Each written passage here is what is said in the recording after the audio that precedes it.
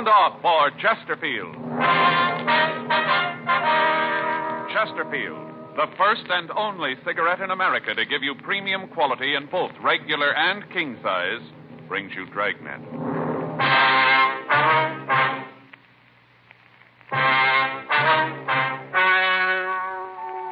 Ladies and gentlemen, the story you are about to hear is true. The names have been changed to protect the innocent.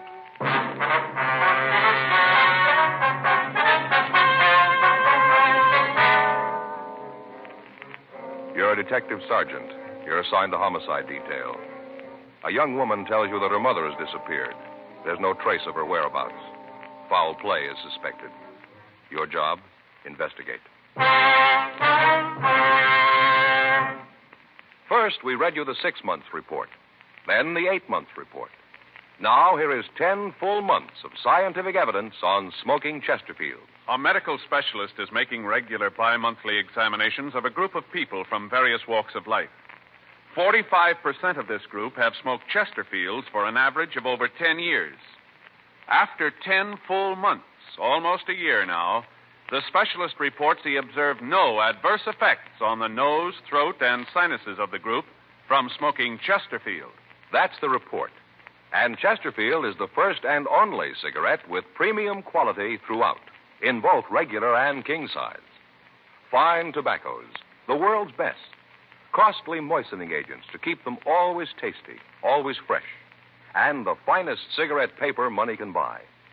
Yes, everything that goes into your Chesterfield makes it the premium quality cigarette. And it's the only cigarette that gives you this scientific evidence of real smoking pleasure. Try much milder Chesterfield today. They're best for you.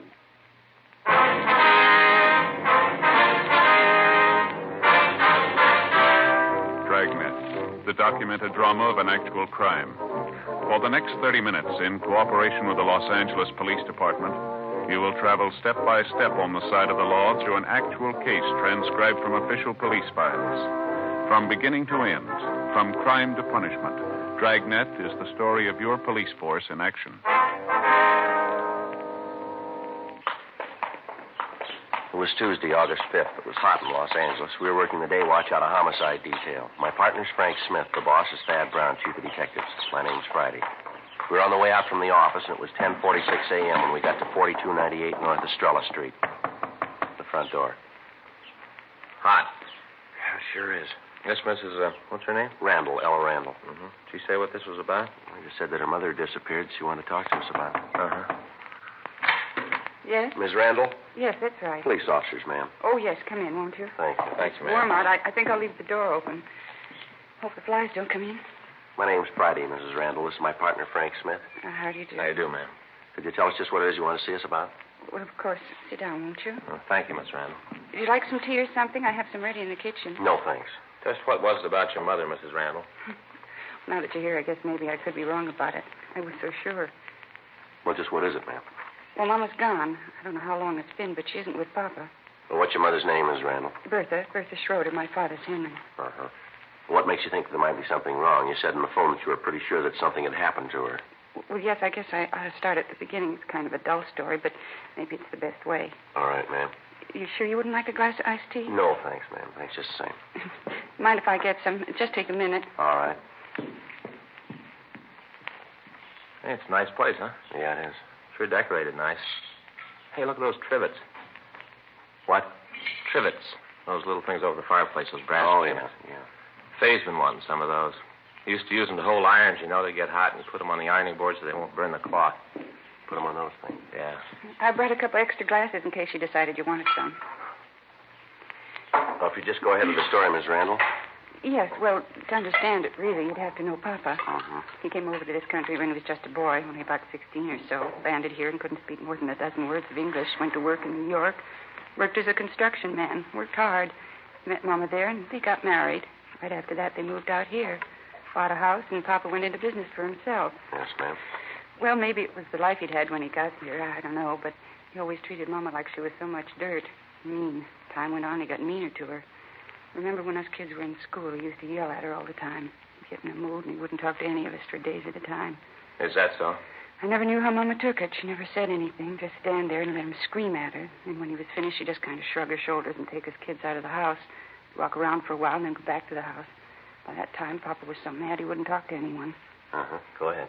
Well, all of us kids married young. I got married when I was 16. The rest of the kids weren't much older than that. Papa didn't want us around after that. He said for us to get out and make our own way.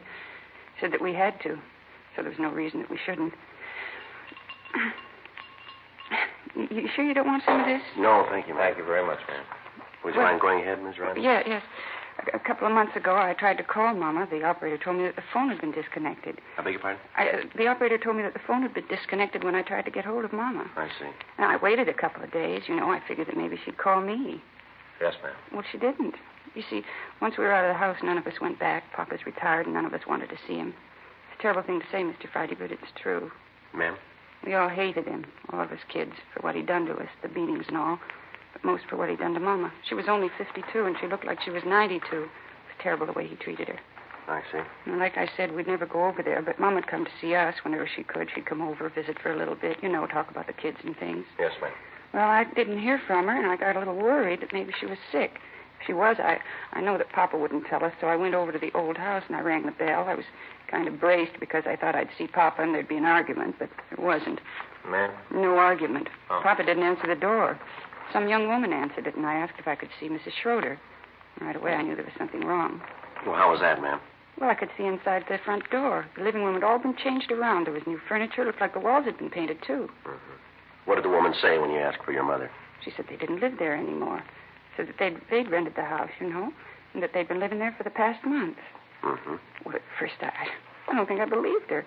I asked her who rented the house to her, and she said Papa did. Then I asked her where he was. What'd she say to that? Well, she gave me his address. I went over there to talk to him. It was a little tiny apartment just off La Brea. He said that Mama was gone. I asked him where she'd gone, and he said that she was on a vacation. Well, I know him well enough to know that he'd never let her go away. Be no one to darn his socks and keep the house clean. Yeah? I wanted to know where she'd gone in this vacation. He said back to the old country. Said she wanted to see her family. He said that they'd gotten a letter from her sister that she was sick and wanted to see Mama. Well, right then I called him a liar. Told him right to his face that he was lying. I kind of thought that he'd hit the ceiling, but he didn't. He just smiled and said that I'd no call to say anything like that. He asked me why I said it. What was that? You thought that he'd hit what? Well, I thought that he'd hit the ceiling when I said that to him, when I called him a liar, I mean. I told him that if Mama had left, she'd have written, maybe not to me, but to one of the kids. I called around, and when I didn't hear from her, none of the kids had either. They were all worried about her, too. I see. Well, what did he say to that? He said he couldn't understand it, so that he'd gotten a letter. That he'd gotten it not more than a day or so before, that she'd arrived safe and was having a wonderful time. This was a letter, huh? Yes, this was a letter he got from Mama. Well, I told him I thought he was lying. Then he said that he'd show me the letter. Well, did he? Well, yeah, he showed me the letter, but he wouldn't show me the envelope, just the letter. He said he'd thrown the envelope away. Well, was the letter from your mother, ma'am? Well, sort of from the words it was. Told all about her trip and how she was enjoying herself. Said that she was with her sister and that she was getting better. And then she went on to tell how much she missed Papa and all. Well, right away, I could tell that it wasn't Mama's handwriting. She never wrote that letter. Beg your pardon? I said that I knew it wasn't Mama's writing on that letter. Yeah, well... Well, that's when I thought about calling you. Then later I remembered something, and then I made up my mind about calling you. Well, what was that, Miss Randall? Well, Mama only had one sister living. She died 3 years ago. 11:13 a.m. We continued to talk to Ella Randall. She told us that she was sure that her mother would not have gone off of her own free will. She said that when she last saw Mrs. Schroeder, she appeared to be in good health and in good spirits. We got the names and addresses of the other children in the Schroeder family. We also got the address of the Schroeder relatives in Europe. Ellen Randall told us that we could find her father at the apartment, and she gave us the address. 12:15 p.m. Frank and I drove over to see him. This is ridiculous, utterly ridiculous. Well, maybe so, sir, but we'd like to see the letter that came from your wife. We could. Officer, I'd like very much to show it to you. Really, I would, but I can't. Why not, sir? For the reason that I haven't got it anymore. I destroyed it, burned it a couple of days ago. Who's your wife staying with, sir? With her sister. Well, from what we can find out, sir, your wife's sister died 3 years ago. How could your wife be staying with her? All right, I suppose I might as well tell you about it. Doesn't seem to be any other way. All right, sir. Go right ahead. First off, my wife is not in the old country. She's not with her sister. What you heard is true. Officer, what I have to tell you is very hard to say. I find it hard to find the right words. That's all right, sir. You just go ahead. We've been married for 30 years. 30 years, man and wife, and then she did this. Almost broke my heart, officers. Is one of you married? Oh, yes, sir. My partner here is. Then you'd know what I mean. You'd know how it is. Sir? She left me. Packed her things and left. Didn't give me any reason. Just said she didn't want to be my wife anymore. Said she didn't want to share my roof. Just left. 30 years. All that time and she left. Well, what kind of terms were you and your wife on, sir? What do you mean, this term? Well, did you and your wife get along all right? Were you happy? Certainly. As I said, we were married 30 years. Yes, sir, I understand that. But did you ever have any quarrels? Sergeant, all married people have quarrels. Maybe the house isn't clean. Maybe dinner isn't big enough. Maybe the children get too loud. All married couples have quarrels. It's part of living together. Well, from what we understand, sir, some of the arguments you and your wife had were pretty serious. The people who said that are liars. They seem pretty sure. Liars, that's what they are. Oh, sometimes maybe I'd forget myself, get a little loud, but serious, never. How'd you get along with your children, Mr. Schroeder? My children? Yes, sir, that's right. How'd you get along with them? All right, they were a little wild. All the children over here are like that, wild. They don't respect their elders, but I got along good. There seems to be a difference of opinion on that, too, sir. We've heard that you and your children weren't on too friendly terms. And you believe this? You think that this is true? Mr. Friday, Mr. Smith, these were my own flesh and blood. I loved them, still do. Maybe that sounds hard to believe. I can imagine what you've heard. I know. I've heard about this before. I know who told you. You didn't think I'd know, but I do. It was Ella, wasn't it? Wasn't it? Who told us isn't important, sir? But it is. You see, this is very hard for me to say. 30 years married, and it is all a mistake. I knew it from the start. She was a shrew, Mr. Friday. I knew it right away, a shrew. Sir? My wife, Bertha, almost from the day we were married, she was a nag. All I wanted in life was to do a day's work and come home and read the paper, maybe have a pipe of tobacco, rest, work, and have my home.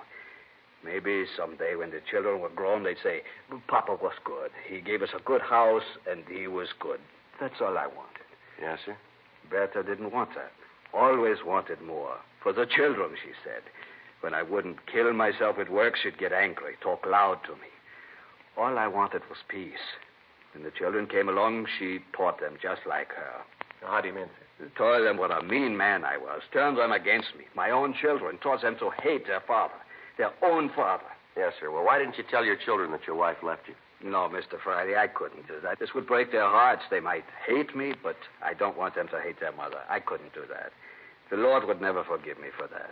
Have you heard from your wife at all since she left? Not a word. I made up that letter so the children wouldn't find out. I couldn't have that. Did she take any money with her? Would you know that? Yes, she did. We have a joint account as a bank 2 blocks over. She made a large withdrawal the day she left. Well, Mr. Schroeder, why'd you rent your house? It was all by myself. The house was full of Bertha. All the things were hers. Everywhere I looked, I saw her. It hurt me, Mr. Smith. I had to get out, so I came here. It's not much, but I can read the paper and I'll send have a pipe of tobacco. It's peaceful. It's all I need. Uh-huh. What'd you do with your wife's personal effects?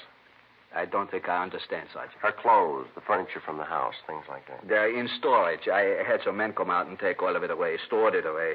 I thought that maybe someday Bertha would come back and we could take up where we left off. Yes, sir. Could you give us the name of the storage company where you left the furniture? Certainly. It's out on Pico. I can give you the address. Is that important? No, sir, not really. Just something we ought to check. Don't you think it might be better if you told your daughter about all this or about what's happened? No, Mr. Smith, it wouldn't prove anything. Nothing at all.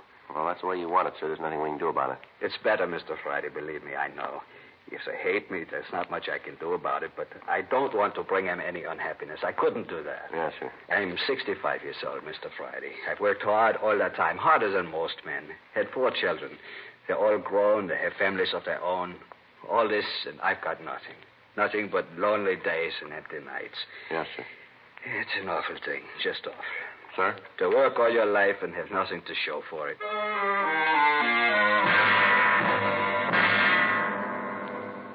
1:37 p.m. We got the address of the storage company from Henry Schroeder, and then Frank and I left to go back to the office. At this point, we had 2 stories. Both of them could be true. Both of them could be lies. There was no way of knowing. In the meantime, it was merely a matter of checking. Until it could be proved one way or the other, there was little action we could take. 2:15 p.m. Frank and I checked back into the office, and I put in a call to the storage house. Yes, sir. I'll wait while you're checking, huh? I don't know, Joe. Sure seems like the old guy is telling the truth. Well, we check this out, we'll know one way or the other. Such a nice little guy. Seems hard to believe that he'd do anything wrong. Yes, sir. Yes, sir. What was that? Uh-huh. Could you tell me when? What was the name? Mm-hmm. That's right. Yes, sir. All right. Uh-huh. Thanks very much.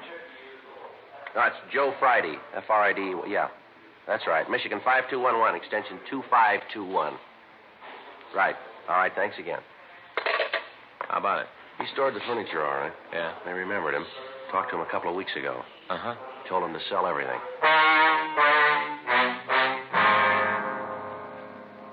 We drove out to the storage house and talked to the owner. He said that Schroeder had called them out to pack the furniture, and then he ordered it stored. A week later, he called back and told them to dispose of all the furnishings and personal effects. We called Schroeder's bank, and they told us that there'd been no large withdrawals on the date of her disappearance. Also, she'd drawn no checks since. We got in touch with the other children, and they verified their sister's story. They all said that the father was hard to live with and had, on several occasions, struck Mrs. Schroeder. They told us that it was possible that she had left her husband, but that she would certainly have gotten in touch with one of them if she had. They said that as far as they knew, Mrs. Schroeder was in good health, and she was in good condition mentally. One of the daughters said that they were planning on a shopping trip to buy school clothes for one of the grandchildren.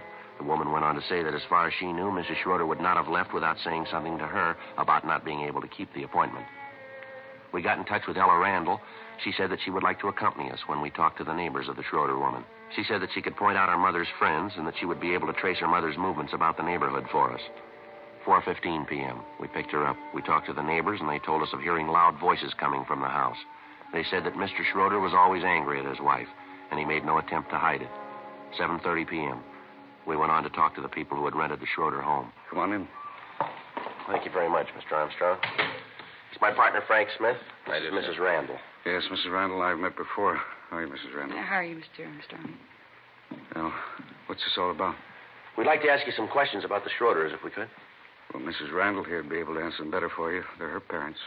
Well, yes, sir. We'd like some information from you, if we could. All right, go ahead. Don't think there's much I can tell you. Did you see Mrs. Schroeder when you rented the house? No, come to think about it, I didn't. Mr. Schroeder talked about her, but I didn't see her when we took the house. Uh-huh. How'd Mr. Schroeder act when you rented the place? I don't think I understand. Well, did he seem upset? Anything at all unusual about him? As a matter of fact, there was. What was that, sir? Well, the house was kind of old. You know, paint missing from some of the woodwork. Some of the paper was a little faded, and we asked him if he planned to fix it up before we moved it. You know, if he'd foot the bill. Yes, sir. We understand. Well, right away, I kind of expected an argument. He just seemed like that kind of a guy, you know, who wouldn't spend a nickel he didn't have to. Mm-hmm. Wasn't like that. Just smiled, say anything that we wanted, he'd have done. Real nice. Sure hasn't caused us any trouble. Of course, there's no reason for him to. We pay the rent on time, take care of the lawn, the flowers. I think we're pretty good tenants. Sure is a difference. Never looked like this when we lived here. I remember that Mama would ask him to paint the place a little. Always raised the roof.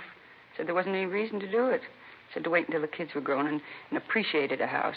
Not like that with us. Well, he was with his own family. Even when we were gone, after we left the house, he said that there wasn't any reason to fix the place up. Said that Mama and him were the only people who ever saw the inside of it, and it didn't matter to them.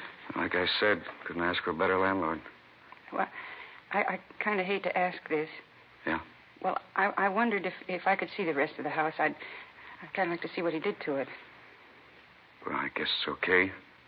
If it won't take too long, I gotta eat pretty quick. Got a bowl tonight. Team's playing the league championship tonight. Just a look. I won't keep you. Okay. Well, you know the house. Yes. This is the living room.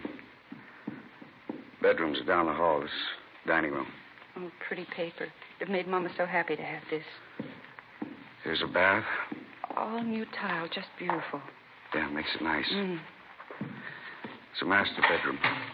This was Papa's room. Sure is nice. Oh, look at the pretty curtains. Those are ours. We said we'd put drapes in every one of them, but Sally, it's a wife. She likes curtains. Uh-huh. We do, too. Use this for the oldest boy. This was Mama's room. Oh, it's just beautiful. That's a beautiful carpet. Yeah, he put that in, too. Didn't even have to ask for that. It's his own idea. Wall-to-wall carpeting. Mama always wanted it. The only room in the house that has it. Do you have a cellar in this house, Mr. Armstrong? Yeah. We use it for the freezer. Sally puts up canned goods in the summer. Keep them down there. I wonder if we could see it, please. Sure, but there isn't any change down there. He didn't do anything to the cellar. Yes, sir. It's all right, though. We'd like to see it. Oh, sure. Like to make it fast, so I gotta eat, you know. Yes, sir, we understand. It won't take very long here. Shuts it down this way.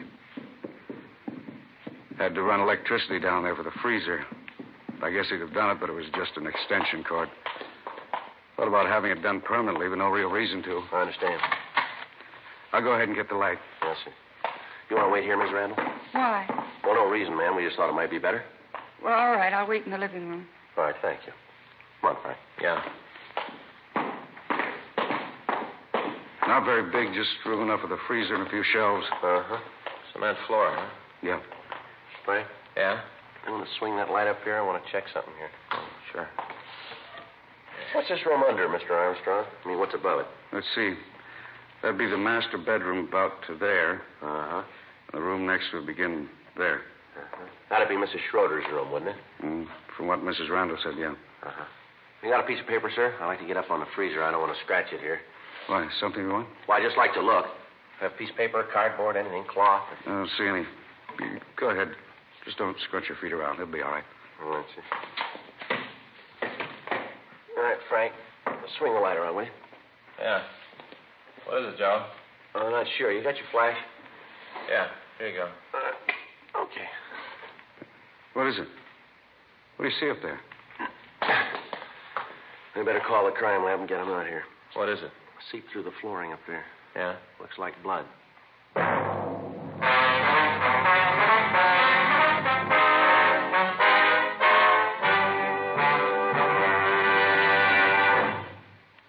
You are listening to Dragnet, the authentic story of your police force in action.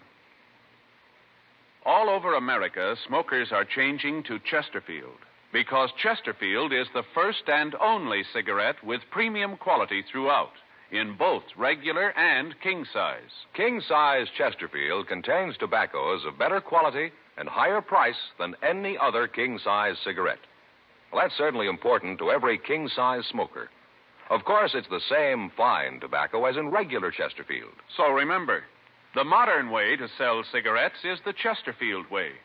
First and only cigarette with premium quality throughout, in both regular and king size. Chesterfield is much milder. Chesterfield is best for you.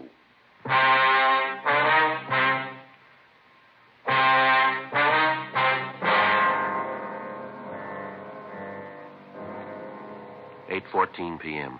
The crime lab was called, and they came out to go over the place. A benzodine test was run on the stains, and it was proved that they were blood stains. The carpet in the bedroom was removed, and additional stains were uncovered. Frank and I checked the cellar floor, but it was solid, and there was no evidence that any part of it had been torn up. A preliminary check was made of the yard, but we found nothing. The next morning at 7:58 a.m., we called the crime lab. They'd finished their investigation and told us that the stains were made by human blood. 8:10 a.m., Frank and I drove out to the house to continue our investigation. Boy, it's going to be a scorcher. Yeah, it looks that way. Did you check that corner of the yard over there? Yeah, doesn't look like anything's been disturbed. Well, let's talk to the neighbors again. There's got to be an answer someplace. Okay. You know, I'm going to tell Faye to get me some of those shirts with the holes in them. What do you mean, holes in them? You know, like they wear back east. Little bitty holes between the material. That way you don't get so hot. Yeah. Hey, wait a minute, Joe. What? There's something on the grass over there by the rose bed. Oh, probably a locket or something one of the kids dropped. A toy, maybe. Yeah, I'll get it. Give it back to Armstrong. What do you got? Piece of dental bridge work. Looks like it's been in a fire. The crime lab was called, and they went over the backyard. They checked the incinerator, and under a large heap of ashes, they found several pieces of bone. They took a sample of the ash back to the lab to examine it. We got in touch with the daughter, Mrs. Randall. We got the address of Mrs. Schroeder's dentist. Frank and I drove out to talk to him. We showed him the piece of dental bridge work that we'd found, and he identified it as positively belonging to Mrs. Schroeder. He showed us the card from his files, which gave the date that he'd installed the bridge.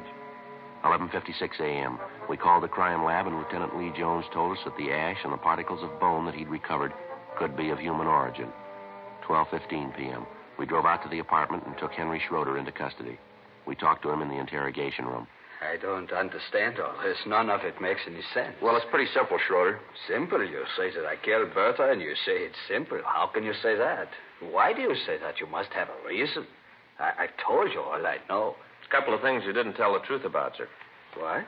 You said that just before your wife left you, she made a large withdrawal from your account, didn't you? That's right. She did. She did take some money. Well, in checking your bank account, we found no record of any such withdrawal. You've got no right to go through my bank account. You've got no right. This is a murder investigation, Schroeder. We've got a right to clear it up. But she did take the money. She did. You've got to believe me. It's a little hard to do, Schroeder.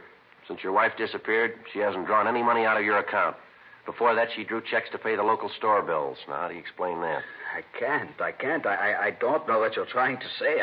I don't know what you're trying to get me to say. We're trying to get you to say the truth, that's all. But I am. You said you put all the furniture from your house in storage. Now, is that right? Yes, I said that. Mm-hmm. You said you wanted to keep it in case your wife came back and you two started all over again? Yes, that's the truth. We checked the storage company. They told us you called them and ordered everything sold. Told them to sell it as soon as possible. Now, how do you explain that? You're getting me so confused, I can't think. And we checked the house, the one where you and your wife lived. We found bloodstains, lots of them. They're human blood. I don't know. People who live there now said that you put a carpet over the floor. Only room in the house that has a carpet. They say it was your idea. I can't think. I don't know what you're saying.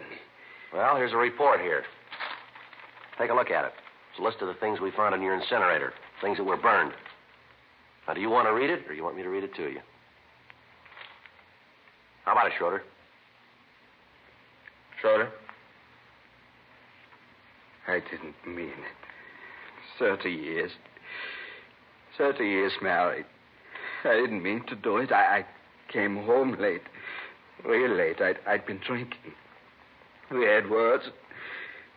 I hit her. I don't know what happened. I knew what I was doing. I kept hitting her. Then she was dead. I didn't mean to do it. I didn't mean to. She turns the kids against me. Turned everybody against me. 30 years married. She turned everybody against me. I'm afraid you got it wrong, mister. Huh? You did that yourself.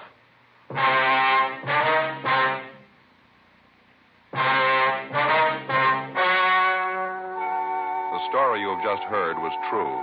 The names were changed to protect the innocent. On December 10th, trial was held in Department 87, Superior Court of the State of California, in and for the County of Los Angeles. In a moment, the results of that trial. Now, here is our star, Jack Webb. Thank you, George Fenneman. Friends, remember this. Chesterfield is the first and only cigarette with premium quality throughout, in both regular and king size. And Chesterfield is the cigarette that gives scientific evidence of real smoking pleasure. So try Chesterfields today. Either way, regular or king size. Chesterfield is much milder. Chesterfield is best for you.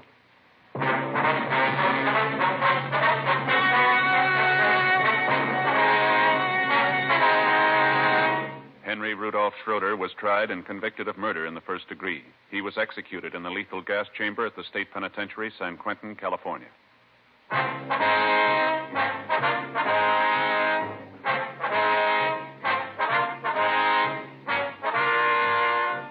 You have just heard Dragnet, a series of authentic cases from official files. Technical advice comes from the Office of Chief of Police W.H. Parker, Los Angeles Police Department. Technical advisors, Captain Jack Donahoe, Sergeant Marty Wynn, Sergeant Vance Brasher. Heard tonight were Ben Alexander, June Whitley, Harry Bartell. Script by John Robinson. Music by Walter Schumann. Hal Gibney speaking.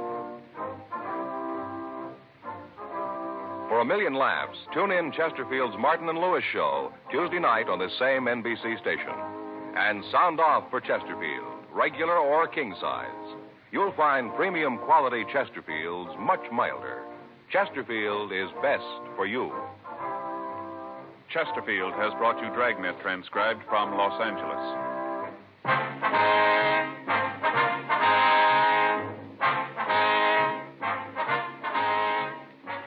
Tonight, it's Adventure with Barry Craig, confidential investigator on NBC.